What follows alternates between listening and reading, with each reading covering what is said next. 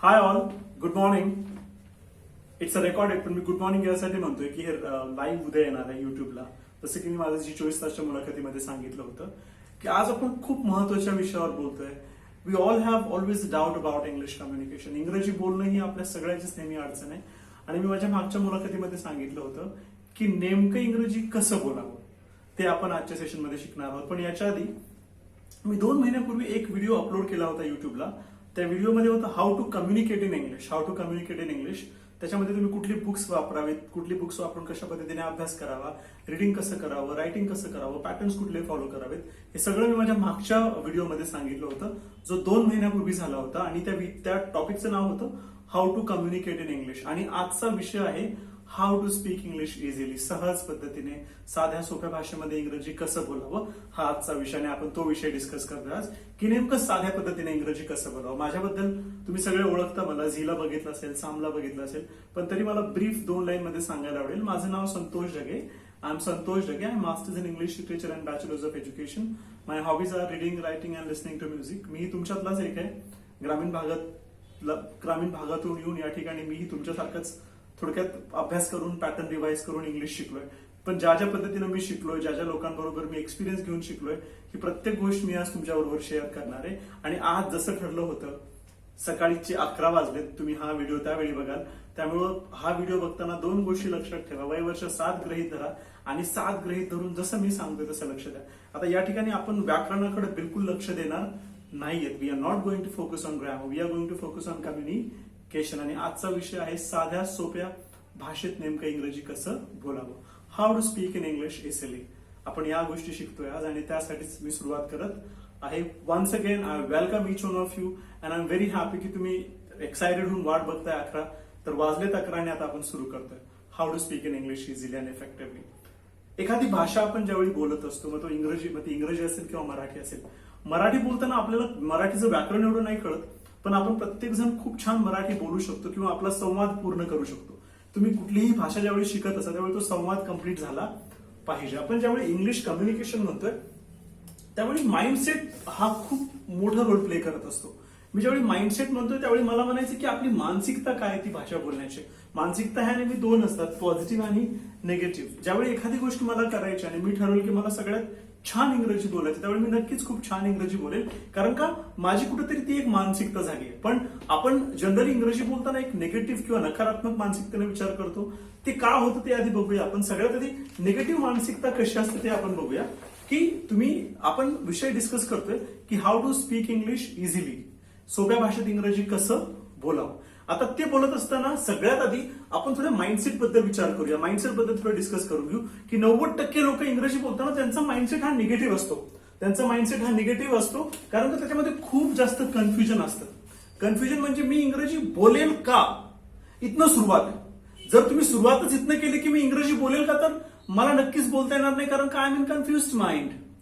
Okay, कुठलाही batsman, cricketer ज्यावेळी तो पिचवर असतो आणि when he is trying to hit the ball, जर तो कन्फ्युज्ड असेल की मी शॉट मारू, शॅल आय डिफेंड बॉल और shall I hit the ball, मी बॉलला डिफेंड करू का शॉट मारू, जर मी ह्या कन्फ्युजन मध्ये असेल तर 100% विकेट पडणार आहे. पण जर मी ह्या मानसिकतेनेच गेलो की मला काही होऊ, मला खूप छान खेळायचंय, तर मी खूप छान खेळणार आहे. तर हाच नियम इंग्रजी बोलताना सुद्धा आहे की मला खूप छान इंग्रजी बोलायचंय. त्यामुळं कधीच तुमच्या कम्युनिकेशन मध्ये कन्फ्युजन नसावं.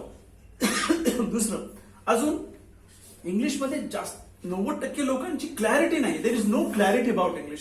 क्लॅरिटी नसल्यामुळे काय झालंय, कन्फ्युजन झालंय. आणि कन्फ्युजन असल्यामुळे काय झालं, इंग्लिश बद्दलचे फिअर क्रिएट झाले, एक भीती निर्माण झाली. कुठलीही भाषा बोलताना त्या भाषेची भीती बाळगता कामा नये. आपल्याला तो मेसेज कंप्लीट करायचा असतो आणि ज्यावेळी आपण तो मेसेज कंप्लीट करतो त्यावेळी कुठेतरी आपल्यामध्ये तो कॉन्फिडन्स येतो. आपण ज्यावेळी म्हणतो की मी सोप्या पद्धतीने इंग्रजी कसं बोलेल, त्यावेळी मला हे फॉलो करायचंय की 7 वर्षाचा मुलगा जरी ज्यावेळी माझ्याबरोबर इंग्रजी बोलतोय त्यालाही कम्फर्टेबल वाटलं पाहिजे. ज्याला खूप छान इंग्लिश येते त्या व्यक्तीलाही कम्फर्टेबल वाटलं पाहिजे. So we must inculcate and learn in that way, so we become very confident. एखादी भाषा शिकत असताना असं गृहीत धरायचंय की माझं वय वर्ष 7 आहे. आपण मराठी तसंच शिकलो आणि काय झालं, एक अशी वेळ आली की आपल्याला मराठीचं व्याकरण जास्त कळत नाही, पण आपण खूप छान इंग्रजी, छान मराठी बोलू शकतो. त्याचं कारण काय, तर कुठेतरी आपली ती मानसिकता झाली. त्यामुळे आपली मानसिकता इंग्रजी बोलताना कधीच निगेटिव्ह नसावी. निगेटिव्ह मानसिकता असल्यावर काय होईल, तुम्ही कन्फ्युज असाल, तुमच्यामध्ये क्लॅरिटी नसेल, इंग्रजीची भीती वाढेल. आणि येस, चौथा सगळ्यात महत्वाचा विषय, जर तुम्हाला इंग्रजी खूप सोपं बोलायचंय किंवा खूप सोप्या पद्धतीने बोलायचंय तर स्वतःला कधीच दुसऱ्या बरोबर कम्पेअर करू नका. एखादी व्यक्ती माझ्यापेक्षा खूप छान इंग्रजी बोलते याचा अर्थ मी इंग्रजी बोलायचं नाही असा नक्कीच होत नाही. तर याचा अर्थ हा होतो की त्या व्यक्तीकडनं 4 चांगल्या गोष्टी मी शिकून मी खूप छान इंग्रजी बोलण्याचा प्रयत्न केला पाहिजे. कुठल्याही गोष्टीची सुरुवात ही आत्मविश्वासाने होत असते, पॉझिटिव्ह अॅटिट्यूडनं होत असते. त्यामुळे इंग्रजी बोलताना कधीच आपल्या मनामध्ये कन्फ्युजन ठेवायचं नाही. जास्तीत जास्त गोष्टी करताना क्लॅरिटी ठेवायची. आणि इंग्रजीची भीती ही कधी असेल ज्यावेळी आपल्या मनामध्ये क्लॅरिटी नाही. आणि सगळ्यात महत्वाचं, कुठलीही भाषा बोलताना स्वतःला कधी कम्पेअर करायचं नाही. लक्षात ठेवा, वी आर युनिक. आपण प्रत्येक जण युनिक आहोत आणि प्रत्येकाची युनिक बोलण्याची स्टाईल आहे. आणि ती स्टाईल कधी डेव्हलप होईल जर तुम्ही इंग्लिश बद्दल पॉझिटिव्ह असाल तर. इंग्रजी बोलताना तुमची मानसिकता ही नेहमी कशी असली पाहिजे? पॉझिटिव्ह. जर निगेटिव्ह मानसिकता असेल तर तुम्ही कन्फ्युज असाल, तुमच्यामध्ये क्लॅरिटी नसेल, इंग्रजी बद्दलची भीती वाढेल आणि आपण ऑब्व्हियसली कम्पेअर करायला लागू. आणि जर आपण कम्पेअर करायला लागू तर निगेटिव्ह मानसिकतेमुळे आपण इंग्रजी बोलणार नाही. 20 वर्षापासून मी हा विचार करतोय की I can't speak in English, तर मी कधीच बोलू शकणार नाही. कारण का 20 वर्ष मी कुठेतरी त्या माइंडसेटमध्ये, आणि जर मी त्या माइंडसेटमध्ये असेल तर I will not be confident in English. So in order to be confident in English I must be positive in English. तर सगळ्यात पहिला नियम इंग्रजी सोप्या पद्धतीने बोलण्यासाठी, इंग्रजी भाषेबद्दल कधीच निगेटिव्ह व्हायचं नाही. आणि आपल्याला कोणाला ग्रॅमरमध्ये एक्सपर्ट होण्याची गरज नाहीये. तुम्ही ज्यावेळी संवाद करत असताना त्यावेळी संवाद करताना तुमचे बेसिक क्लॅरिटी आणि बेसिक कन्फ्युजन जर दूर झाले तर तुम्ही खूप छान इंग्रजी बोलू शकता. त्यामुळे इंग्रजी बोलताना तुमचा माइंडसेट कसा असायला पाहिजे? नेहमी तो पॉझिटिव्ह असायला पाहिजे. जर तुमचा माइंडसेट पॉझिटिव्ह असेल तर तुम्हाला त्या भाषेबद्दल क्लॅरिटी असेल. आता क्लॅरिटी म्हणजे काय हे आपण नंतर बघूया, पण मला आता समजून सांगायला आवडेल की मला एक क्वेश्चन विचारलाय की Santosh, tell me about yourself. मी काय म्हणेन, I am Santosh, I am from Pune, I have completed masters in English literature and bachelors of education. माझ्याबरोबर तुम्ही पण लक्ष द्या. I am Santosh, I am from Pune, I have completed masters in English literature and my hobbies are reading and writing. मी ज्यावेळी माझ्या भाषेबद्दल बोलतो, when I am trying to communicate in English, त्यावेळी सगळ्यात महत्वाचं काय असेल की मी एखादी भाषा ज्यावेळी बोलतोय त्यावेळी ती भाषा बोलत असताना मला त्या भाषेबद्दलची भीती असता कामा नये. I should not have fear about that language, rather I should be confident about that language. आणि त्यासाठी माझी क्लॅरिटी असणं खूप गरजेचं आहे. मी ज्यावेळी क्लॅरिटी म्हणतोय त्यावेळी काय केलं पाहिजे आपण, की आपल्याला ग्रॅमर कळण्यापेक्षा त्याचा वापर कळला पाहिजे. युसेज म्हणजे वापर. साधा वर्तमान काळ आपण वापरतो, पण आपण एक वाक्य शिकलो की त्रिकालबाधी सत्य वापरताना, त्रिकालबाधी सत्य सांगताना साध्या वर्तमान काळाचा वापर केला जातो. Sun rises in the east and sun sets in the west. नाही, तिथे तर वापर केलाच जातो, पण साध्या वर्तमान काळाचा वापर हा आपलं रुटीन सांगण्यासाठी केला जातो. मग रुटीन कसं? माझ्या पाठीमागे बोलत चला सुरू करा. I get up in the morning, I go for a walk, I go home, I take breakfast, I get ready, I go to office, I work in the office, I come home, I take dinner and I go to bed. तर तुम्हाला clarity असली पाहिजे structure बद्दल. कशाबद्दल clarity असली पाहिजे? Structure. आणि ज्यावेळी स्ट्रक्चर बद्दल क्लॅरिटी म्हणतोय त्यावेळी तुम्हाला व्याकरणाचा वापर करायला पाहिजे. You must know the usage of English. इंग्रजीचा वापर करणं खूप गरजेचं. व्याकरणाचा नियम करून आपण कधी इंग्रजी बोलू शकत नाही. जर आपल्याला व्याकरणाचा वापर कळला, when we understand structure of usage of structure, we can communicate so well. त्यामुळे सगळ्यात पहिल्यांदा असते क्लॅरिटी. जर तुम्हाला खूप सोपं, खूप छान इंग्रजी बोलायचंय तर you must have clarity. Second thing, इंग्रजी भाषा बोलणं ही एक प्रोसेस आहे. मी माझ्या प्रत्येक लेक्चरमध्ये, प्रत्येक इव्हेंटमध्ये, प्रत्येक सेमिनारमध्ये सांगत आलोय की communicating in English is a process. जर तुम्हाला खूप साधं सोपं इंग्रजी बोलायचंय तर तुम्हाला ती प्रोसेस फॉलो करणं गरजेचं आहे. आणि तुम्ही जर ती प्रोसेस फॉलो केली तर तुम्ही खूप छान इंग्रजी बोलू शकाल. आणि लक्षात ठेवा, प्रोसेस म्हणजे काय हे मला मी एका वाक्यात समजून सांगतो की मी आज 4 वाक्य बोलत, उद्या 5, पुन्हा 7, पुन्हा 10, पुन्हा 12. पण हे करताना स्वतःला नेहमी 0 लक्षात ठेवा की मी 0 इंग्लिश शिकताना. जर तुम्ही 0 असाल तर तुम्ही खूप छान कराल, कारण का कोऱ्या पाटीवर खूप जास्त लिहिलं जातं. आणि तुम्ही जर इंग्रजी शिकताना विचार केला की माझी डिग्री हे माझं क्वालिफिकेशन आहे, तर नाही. पाटी इनिशियली कोरी ठेवा, नंतर तुम्ही एका लेवलला इम्प्रूव्ह झाल्यानंतर तुम्हाला कळेल की अरे हा यार आय नो. त्यामुळे एखादी भाषा बोलत असताना we must follow the process. Process म्हणजे काय? जर मी पहिल्या दिवशी 4 वाक्य बोललोय तर दुसऱ्या दिवशी 8 बोलेल, पुन्हा 12 बोलेल, पुन्हा 15 बोलेल. तर ही प्रोसेस मला फॉलो करता आली पाहिजे. पण ती प्रोसेस फॉलो करताना आपण दुसऱ्या बरोबर स्वतःला कम्पेअर करायचं नाही. इंग्रजीबद्दल निगेटिव्ह व्हायचं नाही.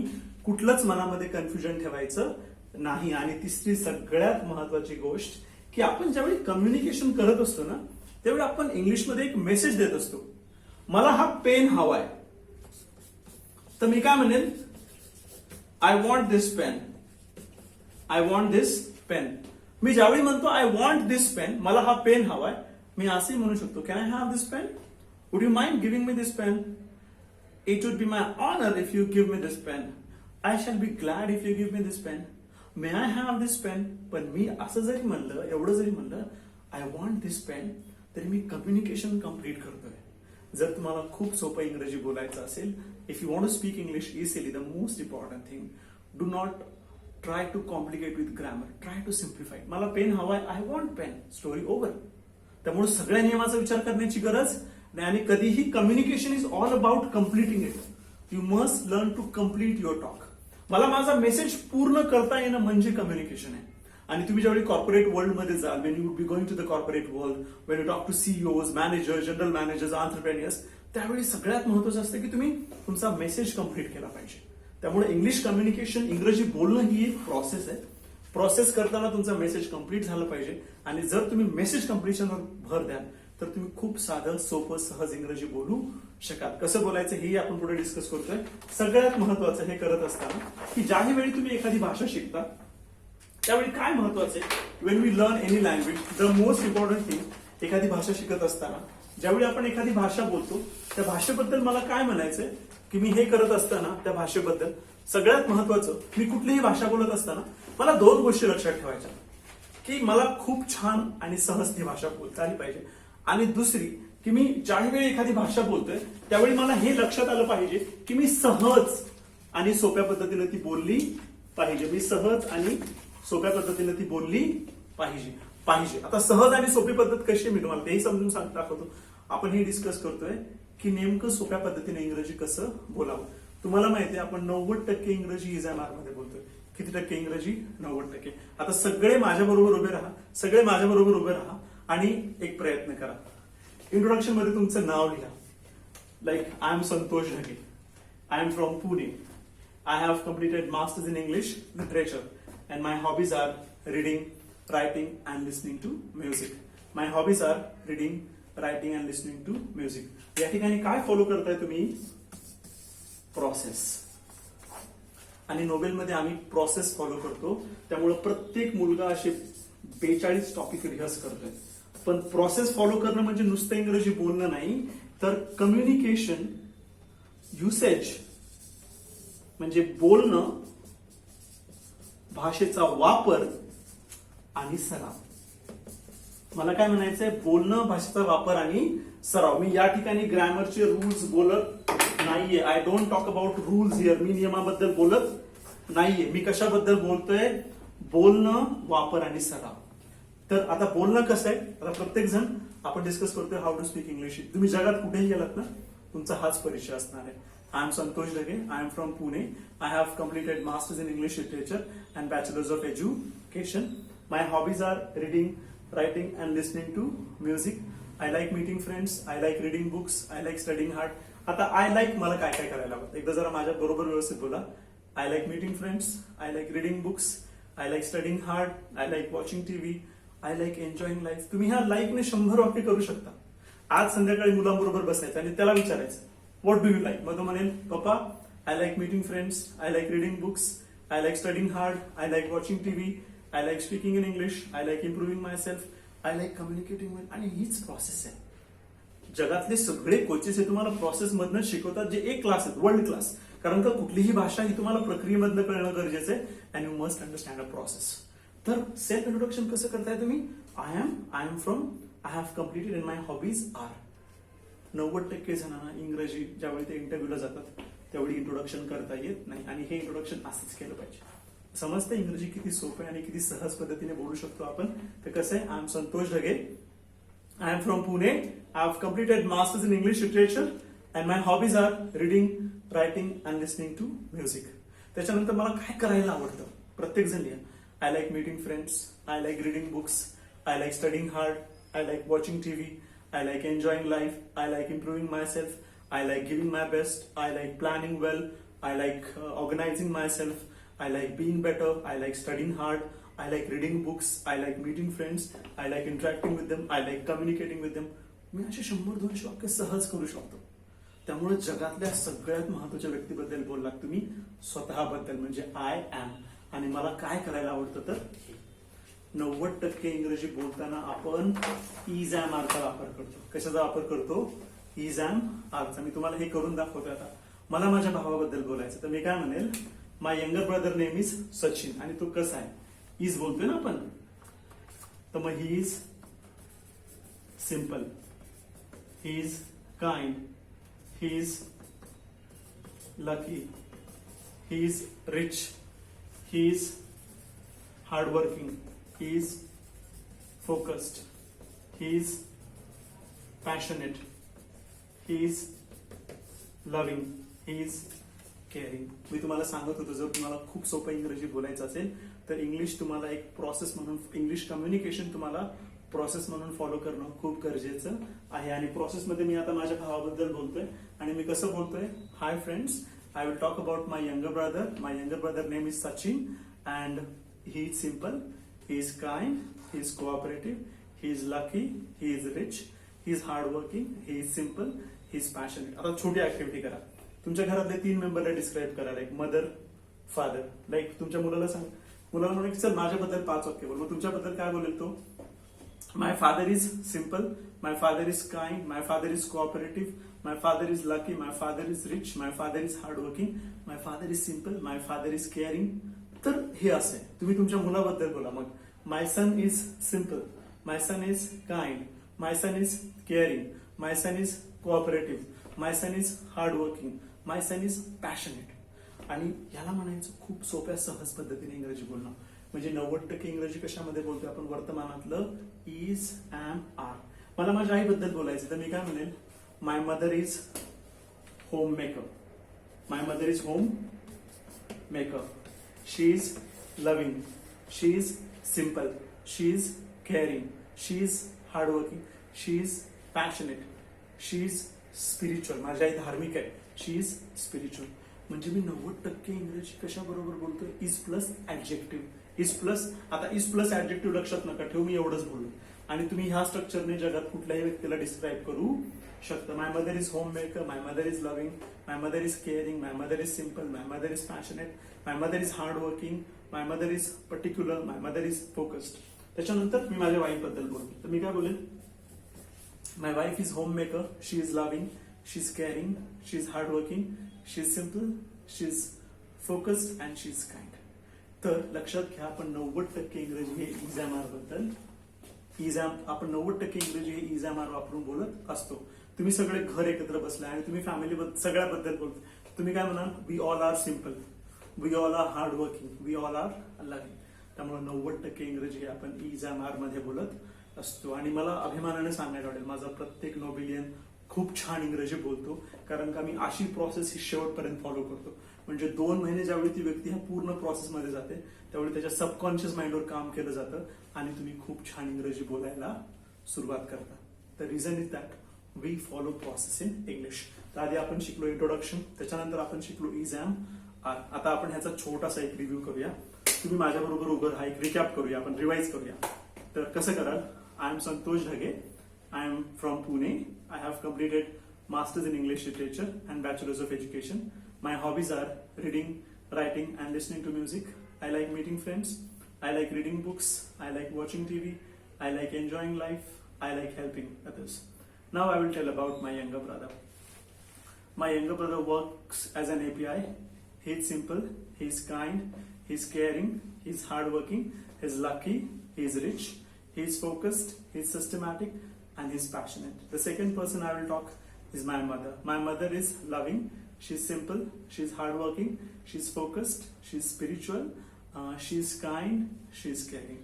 Third person I'll talk is my wife. My wife is a homemaker. She's an English coach. She is simple, she's kind, she's hardworking, she's focused, she's caring, she's loving, she's easygoing, she's hardworking, she's organized, she's particular. She's easygoing म्हणजे तिचं काम सहज पद्धतीने करते. She's hardworking म्हणजे ती मेहनती आहे. मी बोललो होतो की 90% वर्तमानामध्ये बोलताना आपण इझॅमआरचा वापर करतो. थोडं पुढे जाऊन आपण अजून एक पॅटर्न डिस्कस करणार आहोत. तर कळलं इंग्रजी किती सोपं आहे. English is very very important and you must follow the process. त्याच्यानंतर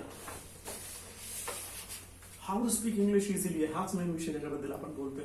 आता तुम्ही वॉन्ट, गेट आणि हॅव ने मॅक्झिमम इंग्रजी बोलू शकता.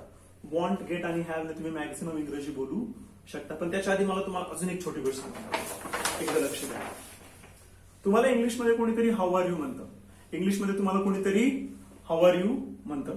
ज्यावेळी तुम्हाला इंग्लिशमध्ये कोणी हाऊ आर यू म्हणतं त्यावेळी तुम्ही काय म्हणता? I am fine, thank you, how are you. I am fine, thank you, how are you. In that sense we use how are you. आपल्याला कोणीतरी हाऊ आर यू म्हणता आणि आपण असंच उभं राहतो, नाही. त्यांनी स्माइल दिल्यावर आपल्या चेहऱ्यावर स्माइल असेल तर I am fine, thank you, how are you. तर तुम्हाला कोणी हाऊ आर यू म्हणलं तुम्ही काय म्हणा? I am fine, thank you, how are you. अजूनही वापरलं जातं हाऊ आर द थिंग्स. कोणीतरी म्हणतं हे हाऊ आर द थिंग्स, आणि तू म्हणते आता काय बोलायचं? हाऊ आर द थिंग्स म्हणजे things are fine. How are you म्हणजे तुम्ही कसे आहात. तर सुरुवात लगेच सकाळपासून करायची. हे how are you? I am fine, thank you. सकाळची सुरुवात सगळ्यांनी कशाने करायची? Good morning. Good morning. आणि गुड मॉर्निंग करताना इट्स गुड मॉर्निंग. साधी, खूप साधी आणि महत्वाची गोष्ट आहे. ज्यावेळी तुम्ही कोणाला म्हणता त्यावेळी कसं म्हणाल तुम्ही? Good morning, good morning. आणि ह्या सगळ्या छोट्या छोट्या सवयी आहेत. एखादी भाषा शिकणं म्हणजे ती खूप साध्या, सहज आणि सोप्या पद्धतीने शिकणं गरजेचं आहे. कारण का ज्यावेळी एखादी गोष्ट आपण सोप्या पद्धतीने शिकतो ना त्यावेळी आपण ती कधी विसरत नाही. तर तुम्हाला कोणी पहिल्यांदा भेटल्यावर काय म्हणेल? How are you. त्यावेळी तुम्ही काय म्हणाल? I am fine, thank you, how are you. I am fine, thank you, how are you. त्याच्यानंतर दुसरं अजून ह्याही पद्धतीने तुम्हाला विचारू शकतात हाऊ आर द थिंग्स म्हणजे कसं काय चाललंय. हाऊ आर द थिंग्स तुम्ही म्हणाल थिंग्स आर ग्रेट. त्याच्यानंतर हाऊज लाईफ म्हणजे जीवन कसं आहे. आता कोरोनाच्या काळात तर लाईफ काही ग्रेट नाहीये, पण आता तरी पॉझिटिव्ह राहा आणि म्हणा लाईफ इज ग्रेट. कारण का we should be positive, right? Time is teaching us a lot. So how's life मी म्हणा life is great. Life is really great and we all will make great. Remember, tough time never last, tough people do. तर how's life, life is great. त्याच्यानंतर इंग्रजीमध्ये सगळ्यात commonly विचारले जाणारे 3 प्रश्न असतात. तुम्ही कोणाला भेटल्यावर विचारताय हाऊ आर यू, मग जाताना काय म्हणाल त्याला? तुला भेटून खरंच छान वाटलं. तुला भेटून खरंच छान वाटलं. तुम्ही काय म्हणाल? Nice meeting you, nice meeting you. मग ती व्यक्ती म्हणेल मला पण, सेम हिअर, सेम हिअर. तुम्ही काय म्हणलात? Nice meeting you. ती व्यक्ती म्हणेल, तुम्ही म्हणाल नाईस मीटिंग यू, ती व्यक्ती म्हणेल सेम हिअर. किंवा तुम्ही असंही म्हणू शकता नाईस टू मीट यू, तुम्ही पण म्हणाल same here. Glad to meet you, त्यावेळी पण तुम्ही म्हणाल सेम हिअर. तर ज्यावेळी तुम्हाला कोणी जाताना म्हणेल नाईस टू मीट यू किंवा नाईस मीटिंग यू त्यावेळी तुम्ही काय म्हणाल? Same here. किंवा तुम्ही असंही म्हणू शकता glad to meet you, same here. आणि जाताना तुम्हाला एखाद्याला म्हणायचं हे तुला आजचा दिवस खूप छान जावं, have a great day, have a nice day. तर तुम्ही काय म्हणाल? तुम्हाला पण same to you, same to you. सुरुवात करताना हाऊ आर यू आणि जाताना नाईस टू मीट यू. सुरुवात करताना हाऊ आर यू, मग तुम्हाला कोणी हाऊ आर यू म्हणणार तुम्ही काय म्हणायचं? I am fine, thank you आणि हाऊ आर यू. असं नाही कोणी हाऊ आर यू म्हणलं की आय एम फाईन आणि आपण जातो, नाही. I am fine, thank you and how are you. आणि जाताना नाईस टू मीट यू. मग नाईस टू मीट यू म्हणल्यावर तुम्ही काय म्हणाल? Same here. आणि तुम्हाला कोणीतरी म्हणेल तुम्हाला आजचा दिवस छान जावं, हॅव अ गुड डे, तुम्ही म्हणाल सेम टू यू. त्याच्यानंतर इंग्रजी बोलताना सगळ्यात कॉमनली 3 क्वेश्चन विचारले जातात. आपण डिस्कस करतो एकदम सोप्या पद्धतीने इंग्रजी कसं बोलायचं. जे 3 क्वेश्चन विचारले जातात, पहिला क्वेश्चन असतो what do you do.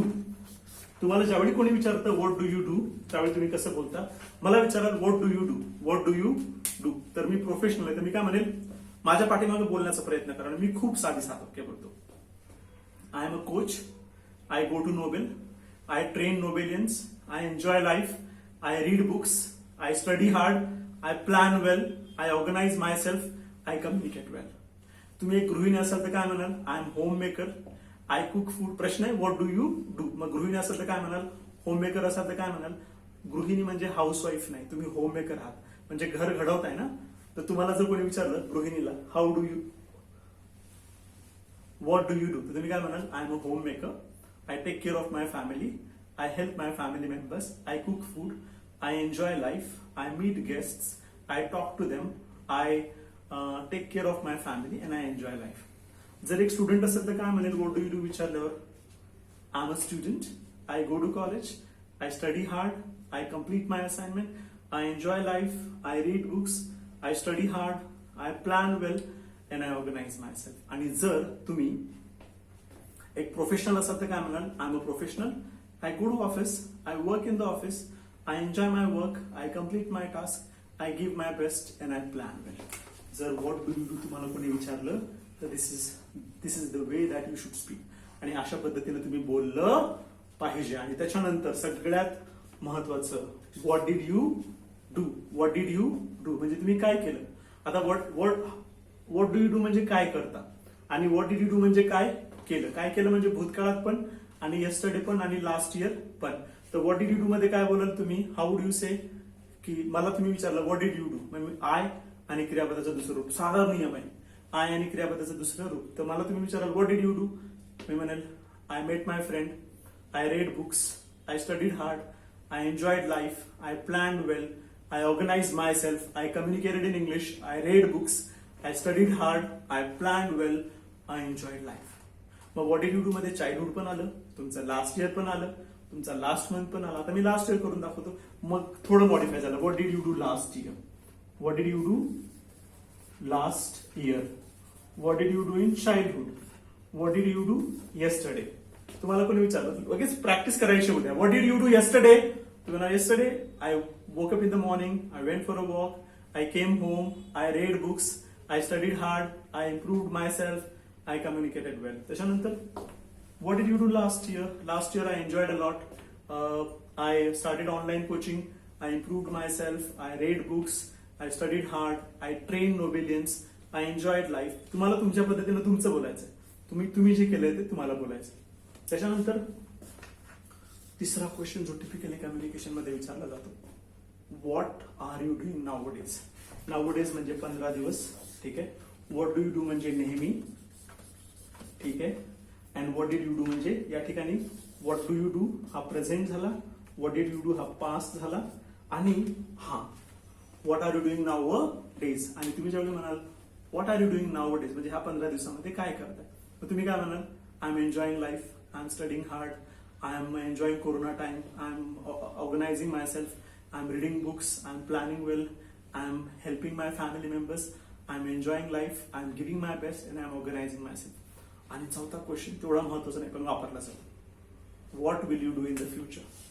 What will you do in the future, what will you do in the future. मग तुम्ही काय म्हणाल, what will you do in the future, I will meet my. आणि हा भविष्यातली कुठलीही घटना बोलताना विलचा वापर केला तर तो साधा नियम. I will read book, I will study hard, I will enjoy life, I will meet my friends, I will watch TV. गृहिणी काय म्हणतील, I will cook food, I will help my family, I will take care of my family, I will read book, I will watch cartoon channel, I will enjoy life and I will plan well. त्यामुळे communication मध्ये बोलताना 3 most commonly used question आहेत आणि मी तुम्हाला चौथाही सांगितलेला आहे. कुठलीही भाषा बोलताना ही इतकी सोप्या पद्धतीने बोलली जाते आणि यात आपण कुठलेही व्याकरण शिकलेलं नाही, व्याकरणाचा विचार करायचा नाही. मी जसं बोलतोय मला तशी तुम्हाला प्रॅक्टिस करून पाठवायची आहे. आणि हा जे मला छान प्रॅक्टिस करून पाठवतील आणि मला ज्याची प्रॅक्टिस खूप छान आवडेल, मी तुम्हाला पर्सनली फोन लावेल, तुमचा प्रॅक्टिसचा व्हिडिओ आणि त्यात तुमचा फोन नंबर मला पाठवायचा. ज्याची प्रॅक्टिस मला खूप छान आवडेल त्याला मी त्याच्या घरी माझं एक खूप छान बुक गिफ्ट करणार आहे आणि एक छान मेसेज त्या व्यक्तीबद्दल लिहिणार आहे.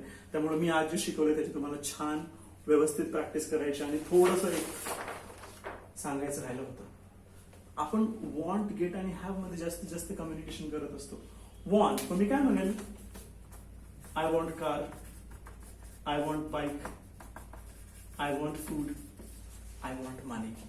I want bike, I want food, I want money. त्याच्यानंतर काय, गेट. गेटचे वेगवेगळे अर्थ आहेत. गेट म्हणजे पोहोचणे, मी त्या ठिकाणी पोहोचेल, I will get there, I will reach there. Get म्हणजे give, get me that apple means give me that apple.